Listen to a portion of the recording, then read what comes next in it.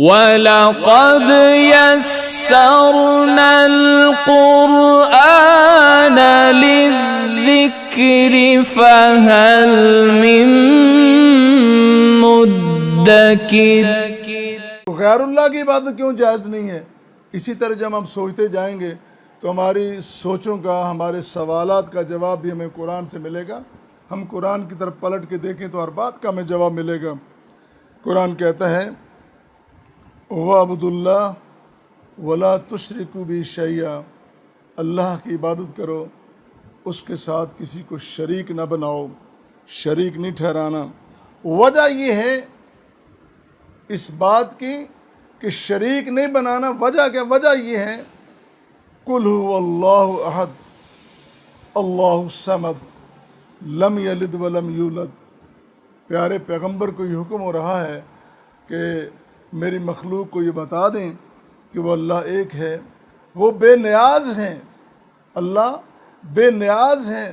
لم یلد ولم یولد، نہ اس نے کسی کو جنم دیا اور نہ وہ جنم دیا گیا، نہ اس کا باپ ہے نہ بیٹا ہے۔ وہ ان سب احتیاجیوں سے، محتاجیوں سے بلند و بالا ہے۔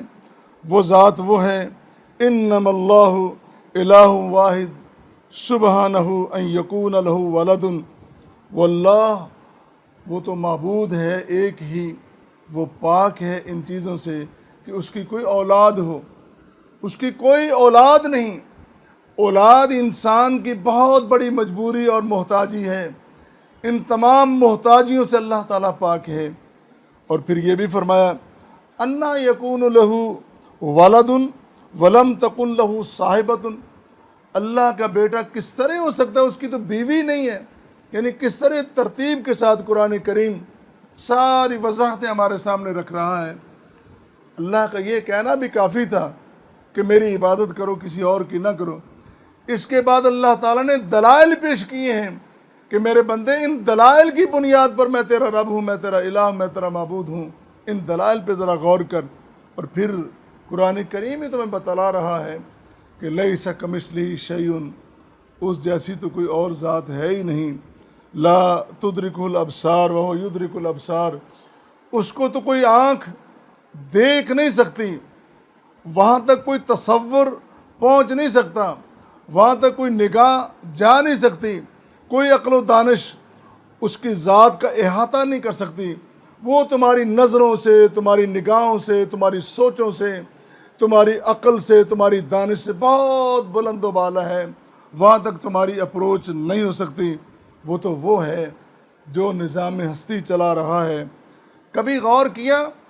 وہ اللہ وہ ہے کہ جو چاہے تو بادلوں سے آگ برسا دے، یہ برق کی صورت میں آگ برسا دے۔ وہ اللہ وہ ہے جو چاہے تو بادلوں سے ہوا چلا دے، آندھی پیدا کر دے۔ وہ اللہ تو وہ ہے چاہے تو بادلوں سے ہی پانی پیدا کر دے، بارش برسا دے۔ یہ کبھی برق، کبھی آندھی، کبھی بارش، یہ کون کر رہا ہے؟ یہ اللہ کر رہا ہے۔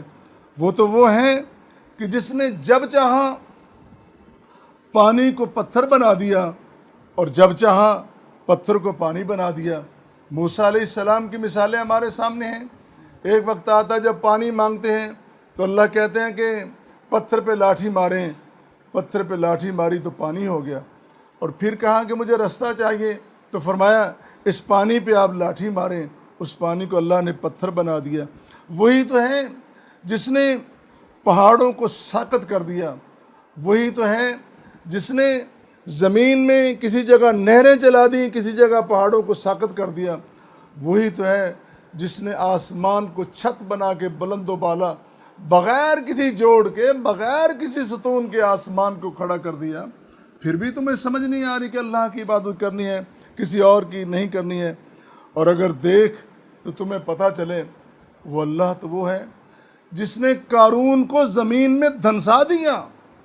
قارون نافرمان ہے، اس کو زمین میں دھنسا دیا، لیکن جو اپنا پیارا ہے، اپنا حبیب ہے جناب محمد رسول اللہ صلی اللہ علیہ وسلم، اس کو زمین سے اٹھایا اور آسمانوں کی سیر کروا دی۔ تمہیں پھر بھی سمجھ نہیں آ رہی کہ اللہ کی عبادت کرنی ہے؟ وہ اللہ تو وہ ہے کہ جس نے فرعون کے لیے پانی کو نار جہنم بنا دیا، واللہ جس نے فرعون کے لیے پانی کو نار جہنم بنا کے اس کو غرق کر دیا، اور وہی تو ہے جس نے نار کو ابراہیم کے لیے گلزار بنا دیا، اور پھر بھی تم کہتے ہو کہ ہم نے غیر اللہ کی طرف جانا ہے۔ واللہ وہ ہے کہ جس نے جب چاہا موسیٰ علیہ السلام کو طور پہ بلا لیا اور بلا کے کہا فَخْلَعْ نَعْلَيْكَ، یہ اپنے جوتے اتار دیں۔ وہی تو ہے جس نے پہاڑ کو موسیٰ کے اوپر اٹھا لیا، اس کی قوم کے اوپر اٹھا لیا، وَرَفَعْنَا فَوْقَكُمُ الطُّورَ۔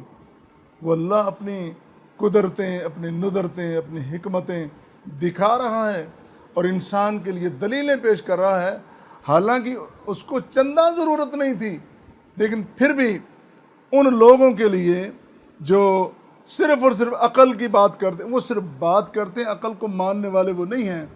اگر وہ عقل کو ماننے والے ہوتے تو عقل والوں کے لیے کتنے دلائل قرآن کریم نے پیش کی ہیں، وہ ان کو ضرور سمجھتے۔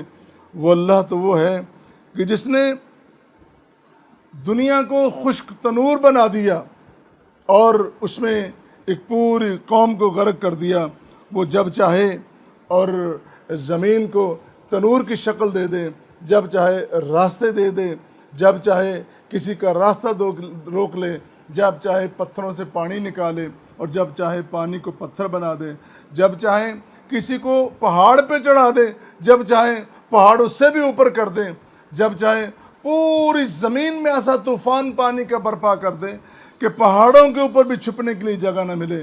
وہی تو اللہ ہے جس کے بارے میں ہم عرض کر رہے ہیں کہ اس کے علاوہ کسی اور کی عبادت جائز نہیں ہے۔